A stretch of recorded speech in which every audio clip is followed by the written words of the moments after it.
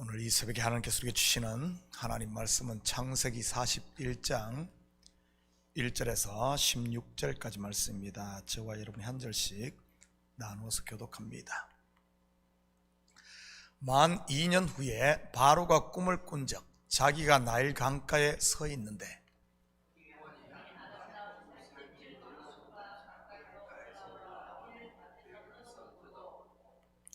그 뒤에 또 흉하고 파리한 다른 7 암소가 나일 강가에서 올라와 그 소와 함께 나일 강가에 서 있더니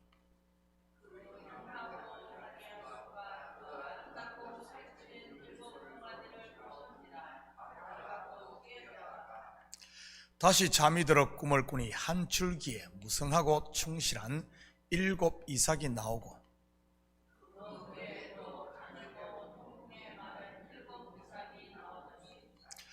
그 가는 7 이삭이 무성하고 충실한 7 이삭을 삼킨지라 바로가 깬 적 꿈이라.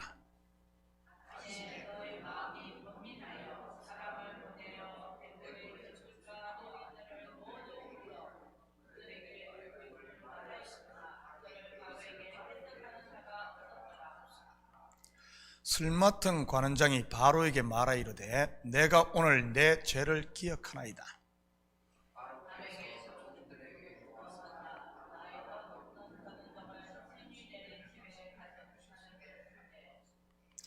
나와 그가 하룻밤에 꿈을 꾼 적 각기 뜻이 있는 꿈이라.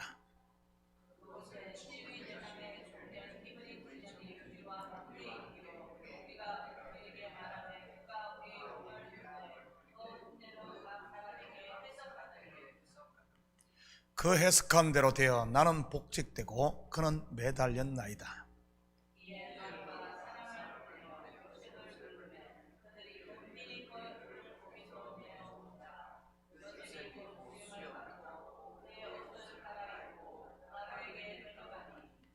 바로가 요셉에게 이르되 내가 한 꿈을 꾸었으나 그것을 해석하는 자가 없더니 들은즉 너는 꿈을 들으면 능히 푼다 하더라.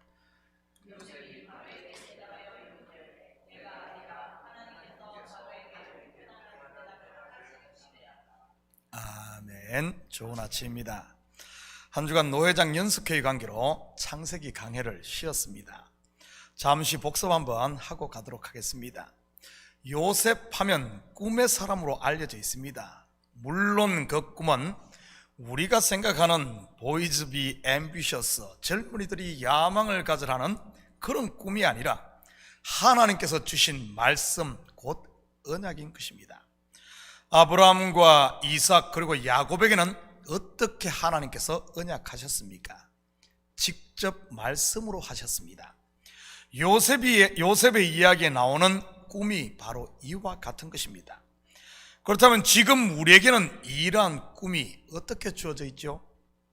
바로 하나님의 말씀인 성경인 것입니다. 그리고 믿음과 성령을 선물로 우리에게 주셔서 그 말씀을 진리로 받게 하심으로 우리를 살리는 생명의 양식이 되게 하셨고요. 요셉의 이야기 속에는 크게 3개의 꿈이 등장을 합니다. 먼저는 요셉이 꾼 꿈이요, 두 번째는 술 맡은 관원장과 떡 굽는 관원장의 꿈이요, 마지막에 오늘 본문에 나오는 바로가 꾼 꿈입니다. 오늘은 바로의 꿈 속에 담긴 복음을 살펴보도록 하겠습니다. 1절입니다. 만 2년 후에 바로가 꿈을 꾼 적 자기가 나일 강가에 서 있는데, 먼저 바로가 꾼 꿈을 보면 7 소의 꿈과 7 이삭의 꿈을 겹쳐서 꾼 것을 보게 됩니다. 요셉도 11 볏집이 자기에게 절하는 꿈과 해달별이 자기의 절하는 꿈을 겹쳐서 꾸었습니다. 겹쳐서 꿈을 꾸었다는 말은 요셉이 나중에 해석하듯이 하나님께서 그 일을 이루시기로 확정하셨다는 뜻입니다. 오늘 본절 읽은 본절에 만 2년 동안 때가 찼음을 암시하는 단어이고요. 우리의 구원 또한 이 둘로 완성되지 않습니까? 옛 언약인 율법과 새 언약인 진리, 곧 은혜로 말이지요. 이렇게 율법과 진리가 겹칠 때 구원이 완성되는 것을 말하는 겁니다.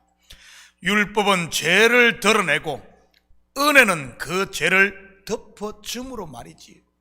이것을 이제 결국에는 십자가와 부활로 완성되는 것을 말하는 겁니다. 물론 이 둘 사이에는 예수 그리스도의 십자가 곧 갑지불이 있는 것이지요. 그렇다면 바로가 꾼 꿈이 무엇입니까? 먼저 꾼 꿈은 살찐소 7을 나중에 올라온 파리한 소 7이 먹어버리는 꿈이요. 두 번째 꿈은 충실한 7 이삭을 나중에 나온 마른 7 이삭이 삼키는 꿈입니다. 8절입니다. 아침에 그의 마음이 번민하여 사람을 보내어 애굽의 점술가와 현인들을 모두 불러 그들에게 그의 꿈을 말하였으나 그것을 바로에게 해석하는 자가 없었더라. 여러분은 꿈을 꾸고 나면 마음에 번민이 생깁니까? 저는 번민이 생기기도 전에 잊어버리는데 말이지요. 앞에서 여기에 나오는 꿈의 실체가 무엇이라고 했습니까? 언약입니다. 언약. 그렇다면 사람의 마음을 번민케 하는 언약은 무엇을 말하는 것이겠습니까? 바로 옛 언약인 율법을 말하는 것입니다. 그래서 율법은 우리의 죄를 드러내므로 우리를 번민케 하는 것이고요.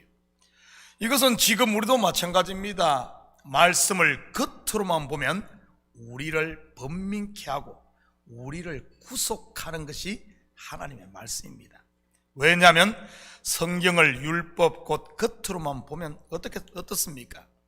구약은 전부 죽이고 심판하는 이야기 아닙니까?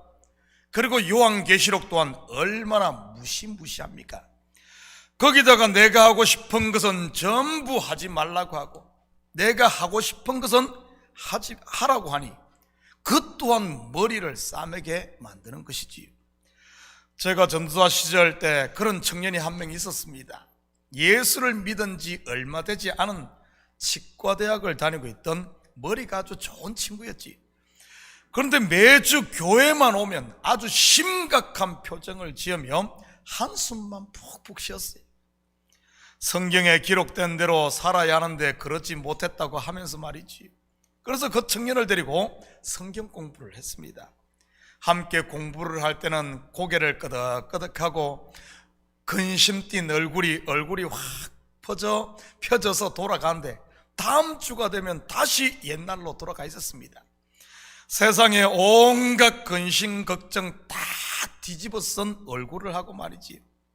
그러다가 결국은 몇 번 그러지만은 결국은 이단으로 가더군요. 그 번민을 스스로 해결하려고 하니 어디 되겠습니까? 율법을 지키면 교만해지고 지키지 못하면 번민만 쌓이게 되는 것이지. 이처럼 성경을 겉으로만 보면 그것을 지켜도 죄요. 바리새인 서기관들 모습 아닙니까? 지켜도 죄요. 못 지켜도 죄인 겁니다. 그렇다면 바로가 꾼 꿈으로 인해 번민을 해결하고 찾은 사람이 먼저는 누구입니까? 애굽의 점술과 현인들입니다. 해결이 될까요? 해결은 그냥 더욱더 번민만 더하게 되는 것입니다. 율법을 다 지키고 그 의로 하나님의 의에 도달하려고 하는 것이 바로 이와 같다는 뜻입니다. 9절입니다. 술 맡은 관원장이 바로에게 말하여 이르되 내가 오늘 내 죄를 기억하나이다. 그런데 그 번민이 어떻게 해결됩니까? 내가 오늘 내 죄를 기억하나이다. 자기의 죄 곧 허물이 드러나 자백할 때 나는 죄인입니다 할 때 해결되는 겁니다. 바로의 신하인 술 맡은 관원장은 곧 바로를 대변하는 인물인 것이고요. 자기의 죄를 기억하자 누구를 찾습니까? 바로 꿈을 해석해 줄 요셉을 찾는 것입니다. 번민을 없애줄 곧 이 멍에를 벗겨줄 구원자 말이지요. 지난 설교에서도 말씀드렸듯이 요셉은 예수 그리스도를 모형하고 있는 것입니다. 여기서 우리는 놀라운 진리를 발견하게 됩니다. 우리를 율법의 멍에서 해방시키는 것은 우리가 율법 조항을 다 지켜서 되는 것이 아닌 우리를 번민케 하는 꿈, 곧 율법의 참 의미가 무엇인지를 깨닫게 하는, 곧 우리의 눈을 열어주는 것이란 사실입니다. 율법을 통해 진리를 깨닫게 되는 것 말이지요. 그러면 그 진리가 우리를 번민에서 자유케 하는 것입니다. 바로 율법을 통해 나의 아담됨, 곧 죄인임을 깨닫고 진리신 그리스도를 영접하는 것 말이지요. 그래서 사도 바울은 율법을 진리신 그리스도께로 인도하는 몽학 선생이라고 했던 것입니다. 슬마튼 관원장이 자기의 허물을 깨닫자 요셉이 옥에서 나오게 됩니다. 그것도 수염을 깎고 옷을 갈아입고 말이지요. 이 의미는 더 이상 죄인의 모습이 아닌 바로 앞에서는 영광스러운 모습으로 말이지요. 바로 예수 그리스도의 부활을 모형하지 않습니까? 영적으로 보면 이것은 무엇을 말하는 것이겠습니까? 말씀을 통해 내가 죄인임을 깨닫고 고백할 때 그 꿈, 곧 율법에서 해방시킬, 우리를 자유케 할 예수님께서 우리 가운데 임재하신다는 그런 말입니다. 내가 율법을 잘 지키고 내가 잘났다 할 때 예수님이 임재하는 것이 아니라 나는 죄인입니다, 나의 허물을 고백할 때 예수님이 우리 가운데 임재한다는 말이지. 복음서가 다 이 스토리 아닙니까? 병자들과 죄인들을 친히 찾아가셔서 고쳐주시고 자유케 하신 예수님의 이야기 말이지. 혹시 여러분은 말씀을 가지고 자기를 포장하며 자기의 의를 드러내려고 하지는 않습니까? 바리새인들과 서기관들이 했던 것처럼 말이지. 나는 일주일에 3번 금식하고 11조도 드리고 구제도 하고 기도도 남들보다 더 오래 하고 뭐도 하고 하면서 말이지. 그러면서 말씀을 다른 사람 정죄하는 도구로 쓰지는 않습니까? 만약 그러고 있다면 예수님을 여전히 옥에 가두고 있는 것과 같은 것입니다. 여러분은 예수님을 감옥 속에 가두고 번민만 하고 있습니까? 아니면은 나는 죄인임을 고백함으로 그분을 옥에서 나오게 하고 그분으로 더불어 번민이 아닌 평강 자유하고 계십니까? 결국 술 맡은 관원장이 자기의 죄를 고백함으로 요셉이 바로 이 애굽의 바로왕 앞에 서게 됩니다. 15절 16절입니다. 바로가 요셉에게 이르되 내가 한 꿈을 꾸었으나 그것을 해석하는 자가 없더니 들은즉 너는 꿈을 들으면 능히 푼다 하더라. 요셉이 바로에게 대답하여 이르되 내가 아니라 하나님께서 바로에게 평안한 대답을 하시리다. 무슨 말입니까? 구속 역사로 보면 우리를 번민케 하는 율법의 저주에서 우리를 해방시킬 분은 오직 하나님이라는 말입니다. 내가 하는 게 아니고요, 내가 이것저것 해서 내가 그 번민에서 자유로워지는 것이 아니란 말이지. 자기의 독생자 예수 그리스도를 십자가에 내어주는 하나님의 은혜, 하나님의 사랑으로 말미암아 우리가 이 번민에서 해방되는 겁니다. 꿈이 해석된다는 말의 의미가 무엇입니까? 요한계시록의 표현으로 하면 임봉되었던 두루마리의 인이 떼어지는 것을 말하는 것으로 미스터리가 풀린다는 말입니다. 바로 그 일을 예수 그리스도께서 오심으로 그 일이 일어났지 않습니까? 바로 율법이 진리로 깨달아진다는 말이죠. 다시 말해 구약에서 하나님께서 약속하셨던 메시아가 예수 그리스도임을 알고 그를 구주로 영접한다는 말입니다. 그리고 그 안에서 은혜와 평강의 하나님 나라를 누리게 되는 것이고요, 평안한 대답을 하시리다. 예수님께서 부활하신 후 어떤 일이 있습니까? 너희에게 평강이 있을지어다 인 것이죠. 저는 우리 성도들이 말씀을 통해 나를 향한 하나님의 사랑을 만날 수 있기를 축복합니다. 여러분의 삶에 번민이 있습니까? 걱정과 두려움이 있습니까? 고난과 역경 그리고 산적한 문제가 있습니까? 더 이상 숨거나 도망가려고 하지 마시고 나의 연약함과 한계를 고백하고 십자가 앞에 엎드릴 수 있기를 축복합니다. 이 모습 이대로, 연약함 이대로 말이지. 그러면 분명 고난을 통해 말씀하시는 하나님의 선한 손, 곧 진리를 만나 자유케 될 테니 말입니다. 사랑하는 성도 여러분, 오늘 하루도 어느 환경에 있단지 그것을 통해 말씀하시는 하나님의 뜻을 깨달음으로 그분이 주시는 은혜와 평강에 하나님 나라를 누리며 사는 이런 복된 하루 되기를 예수님의 이름으로 축복합니다. 같이 기도하십시다. 사랑의 아버지 하나님, 참으로 감사를 드립니다. 번민 가운데 있던 우리를 이제는 아버지 하나님 우리의 눈을 열어 아버지 하나님 진리신 그리스도를 보게 하심으로 은혜와 평강의 하나님 나라를 주심을 참으로 감사를 드립니다.